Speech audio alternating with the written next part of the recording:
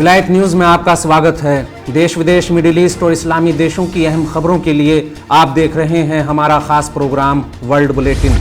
आज के बुलेटिन की शुरुआत करते हैं कतर में हो रहे फुटबॉल विश्व कप से जुड़े एक खास घटनाक्रम के साथ। फीफा वर्ल्ड कप बना आफत, ज़ायोनी मीडिया के खिलाफ नफरत की लहर।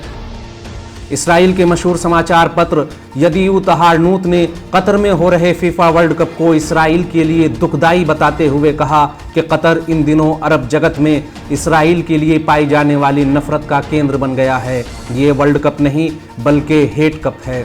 यदीऊत हारनूत ने अरब जगत और दुनिया भर के मुसलमानों के बीच इसराइल के लिए पाई जाने वाली नफरत का जिक्र करते हुए कहा कि मुसलमान इसराइल को किसी भी शक्ल में कबूल करने के लिए तैयार नहीं हैं। 4 अरब देशों से रिश्ते सामान्य करने के बाद इसराइल ने सोचा था कि उसे अरब जगत में मान्यता मिल गई और वो इन देशों में अपनी जगह बनाने में कामयाब रहा, लेकिन सच्चाई इससे अलग है। अरब देशों की जनता किसी भी सूरत में इसराइल को स्वीकार करने के लिए तैयार नहीं है। अब्राहम समझौते के बाद ऐसा माना जा रहा था कि अरब देशों और इसराइल के रिश्तों में सुधार आया है, लेकिन कतर में हो रहे फीफा वर्ल्ड कप में अरब लोगों के जरिए इसराइली मीडिया के बाइकॉट से ये जाहिर हो गया है कि अरब सरकारें चाहे इसराइल के साथ हों, लेकिन आम लोगों में अभी भी वही गुस्सा और नफरत पाई जाती है।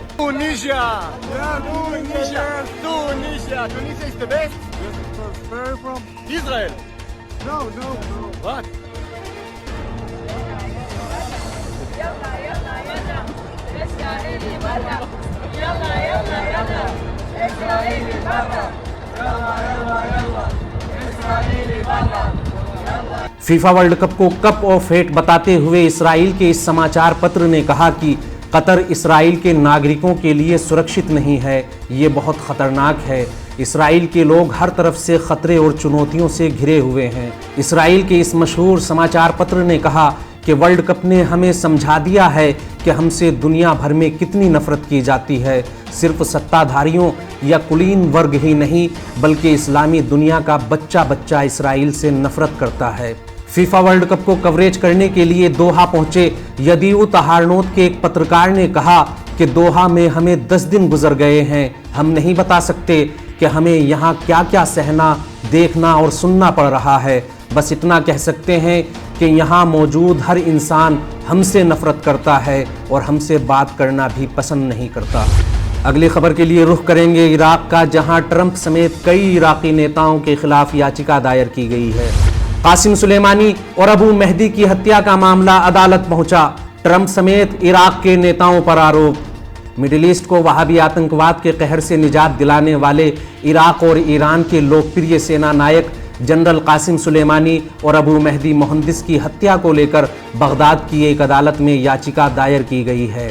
इस याचिका में तत्कालीन अमेरिकी राष्ट्रपति ट्रंप, विदेश मंत्री माइक पोम्पियो समेत इराक के कई अधिकारियों को भी आरोपी बनाया गया है। इराक के शक्तिशाली सशस्त्र बल हश्द-उश-शाबी के उप प्रमुख अबू मेहदी मोहंदिस, ईरान के लोकप्रिय सेना नायक जनरल कासिम सुलेमानी और उनके साथियों को बगदाद एयरपोर्ट के नज़दीक अमेरिका ने एक आतंकी हमला करते हुए उस वक्त मार डाला था जब ईरानी सेना नायक इराक सरकार के निमंत्रण पर इस देश की आधिकारिक यात्रा पर बगदाद पहुंचे थे। अबू मेहदी मोहंदिस के भाई और इराक के 76 लोगों ने अदालत में याचिका दायर करते हुए ट्रंप, माइक पोम्पियो समेत कई अन्य लोगों को आरोपी बनाया है।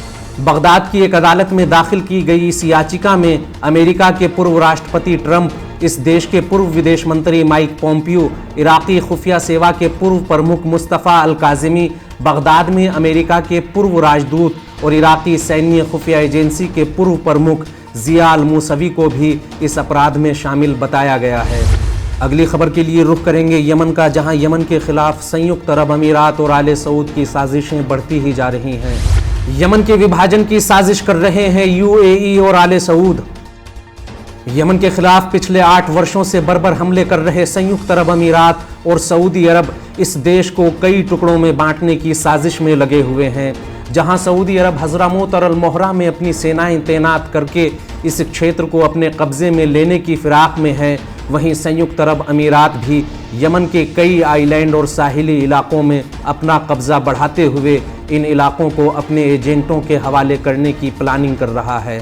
यमन से मिल रही मीडिया रिपोर्ट्स की माने तो संयुक्त अरब अमीरात यमन के कई अहम आइलैंड्स को अपने कब्जे में ले चुका है और वो बाबुल मंदब नाम से एक नए राज्य का गठन कर इस प्रांत की अलग से आज़ाद सेना बनाकर यहाँ की बागडोर अपनी कठपुतली सरकार के हवाले करना चाहता है, जिसकी कमान तारिक अफ़वाश को दिए जाने की खबर है। गौरतलब है कि तारिक ने हाल ही में खबर देते हुए कहा था कि संयुक्त अरब अमीरात मखा आइलैंड पर हवाई अड्डा और आवासीय इकाइयां बना रहा है।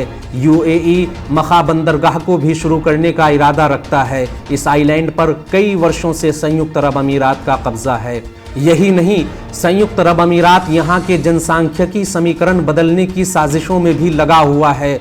स्थानीय नागरिकों का कहना है कि यूएई ने यहाँ के हज़ारों लोगों को उनके घर बार से निकाल दिया और उनकी जगह पर अपने सैनिक और किराए के एजेंटों को लाकर बसा रहा है।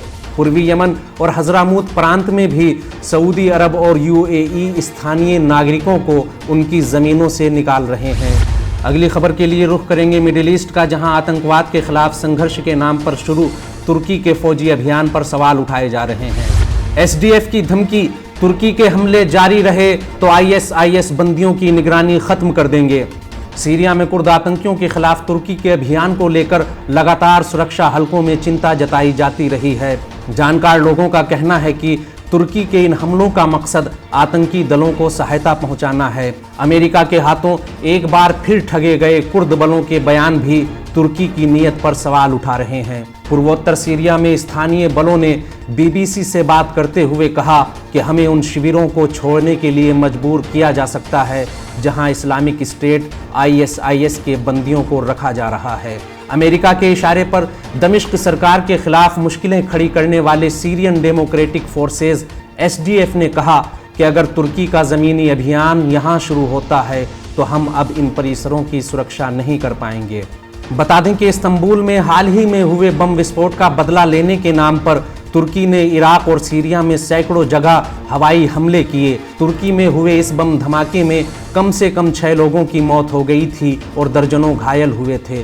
तुर्की ने इन धमाकों के लिए उत्तरी सीरिया में स्थित कुर्द अलगाववादियों को जिम्मेदार ठहराया था। अमेरिका के इशारे पर चलने वाले कुर्द मिलिशिया एसडीएफ ने इस हमले में अपनी किसी भी भूमिका से इनकार किया है। एसडीएफ के अनुसार तुर्की सीमा पार अपने मिलिट्री ऑपरेशन को सही ठहराने के लिए इस घटना को बहाने के रूप में इस्तेमाल कर रहा है।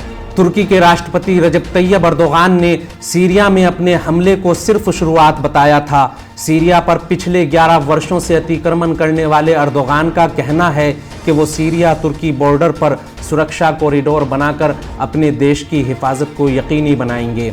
अर्दोगान के दावों की पोल खोलते हुए एसडीएफ के कमांडर जनरल मजलूम अब्दी ने कहा, सीरिया में ऐसे किसी भी फौजी अभियान से आईएसआईएस आतंकवादी समूह को फिर से सर उठाने का मौका मिल जाएगा। उन्होंने कहा, इससे सीरिया में एक और गृह युद्ध छिड़ जाएगा और आईएसआईएस के खिलाफ हमारा आतंकवाद विरोधी अभियान रुक सकता है। मजलूम अब्दी ने कहा कि हमने अंतर्राष्ट्रीय गठबंधन के साथ मिलकर आईएसआईएस से लड़ाई लड़ी और आईएसआईएस को हराया है। अब तुर्की हमारी इस जीत के असर को कम करना चाहता है।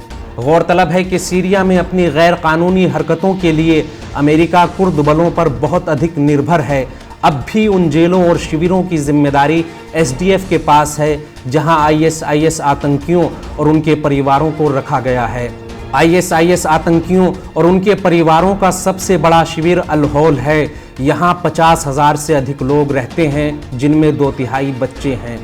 एसडीएफ ने कहा कि तुर्की ने अपने हवाई हमलों में अल-होल को निशाना बनाया है। इन हमलों में इस शिविर की हिफाजत के लिए तैनात 7 सिक्योरिटी ऑफिसर मारे गए, जबकि कुछ विदेशी आतंकी भाग निकले। हालांकि उन्हें बाद में गिरफ्तार कर लिया गया।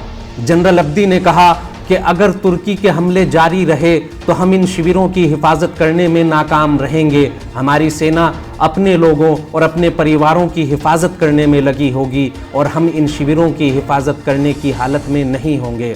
उन्होंने कहा, तुर्की सेना पावर स्टेशन और ऑयल फैसिलिटीज जैसी नागरिक सुविधाओं को निशाना बना रही है। इससे बड़े पैमाने पर पलायन होगा और लोग बेघर होंगे। गौरतलब है कि 2016 के बाद से ही तुर्की सेना ने उत्तरी सीरिया में अपने सहयोगी आतंकी गुटों के समर्थन में 3 बड़े सैन्य अभियान चलाए हैं। 2016 के बाद से ही तुर्की सीरिया पर अतिक्रमण करते हुए इस देश के एक बड़े हिस्से पर कब्जा जमाए हुए है। हमारा आज का बुलेटिन यहीं खत्म होता है। देश, दुनिया, मिडिल ईस्ट और इस्लामी देशों की अहम खबरों के लिए हमसे जुड़े रहें।